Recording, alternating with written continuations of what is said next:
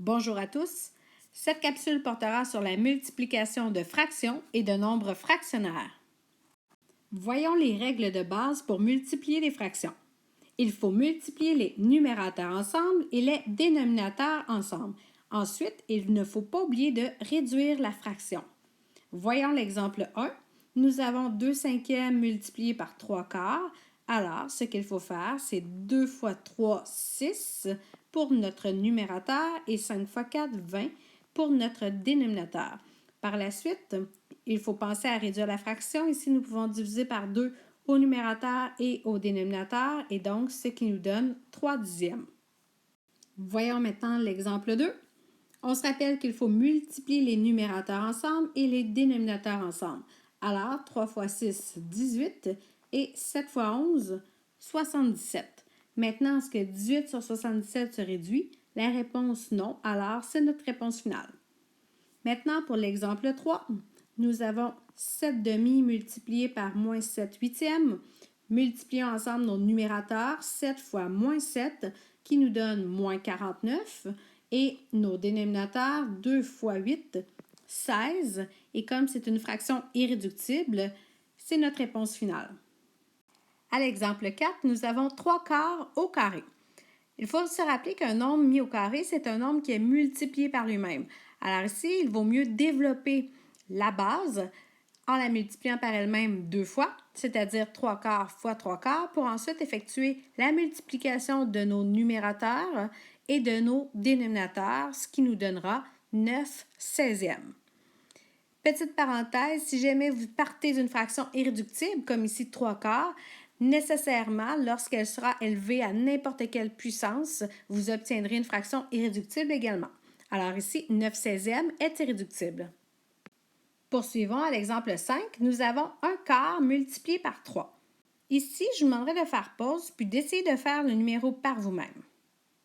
Voici ici la plupart du temps les réponses que nous pouvons obtenir de la part des élèves lorsque je demande ce numéro. Parfois, il y en a qui disent 3 douzièmes, d'autres 1 quart, d'autres 3 quarts. Voyons voir ce qu'il y en est. On se rappelle que lors de la multiplication de fractions, il faut multiplier les numérateurs ensemble et les dénominateurs ensemble. Ceux qui ont obtenu 3 douzièmes, c'est que vous avez fait 1 fois 3 et 4 fois 3. Malheureusement, ce n'est pas la bonne réponse, puisque de toute façon, la fraction donnée 3 douzièmes n'est pas réduite. Lorsque nous la réduisons, nous obtenons 1 quart. Et c'est donc dire que lorsque nous multiplions 1 quart par 3, cela donnerait 1 quart. Ce serait bizarre. Parce qu'il faut se rappeler qu'à la base, c'est lorsqu'on a une addition répétée qu'on peut remplacer l'écriture par une multiplication. Par exemple, 2 plus 2 plus 2, je peux le remplacer par 2 multiplié par 3. Ainsi, 2 plus 2 plus 2, je sais que ça me donne 6. Et donc, 2 fois 3 me donne 6. Alors, ici, je ne pourrais pas dire que 1 quart multiplié par 3 me donnerait 1 quart. Ce serait bizarre. Ce n'est donc pas la bonne réponse. Par contre, si je vais avec l'addition répétée, 1 quart plus 1 quart plus 1 quart, j'ai ici un dénominateur commun pour chacune de mes fractions. J'additionne donc mes numérateurs. 1 plus 1 plus 1 égale 3, et donc 3 quarts. 3 quarts est donc la bonne réponse. Maintenant, pourquoi est-ce que ça fonctionne ainsi? C'est qu'il faut se rappeler qu'un nombre entier, son dénominateur est égal à 1. Et donc, 1 fois 3 me donne 3 et 4 fois 1 me donne 4. Réponse, 3 quarts. Je vous invite à noter dans votre cahier de cours que le dénominateur est égal à 1, ici pour le nombre 3. Voyons maintenant ensemble la multiplication de nombres fractionnaires. Ici, nous avons la multiplication des nombres fractionnaires et il faut se rappeler que les nombres fractionnaires ne se travaillent pas sous cette forme-là et qu'il faut les transformer en fractions. C'est donc la première étape avec laquelle nous avons procédé.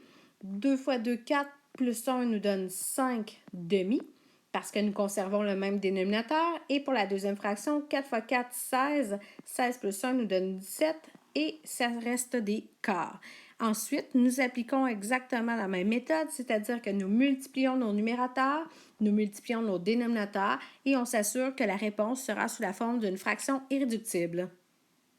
Pour les deux derniers exemples, je vous invite à mettre la vidéo sur pause, tentez de les faire par vous-même, puis par la suite, reprenez la vidéo pour connaître les réponses.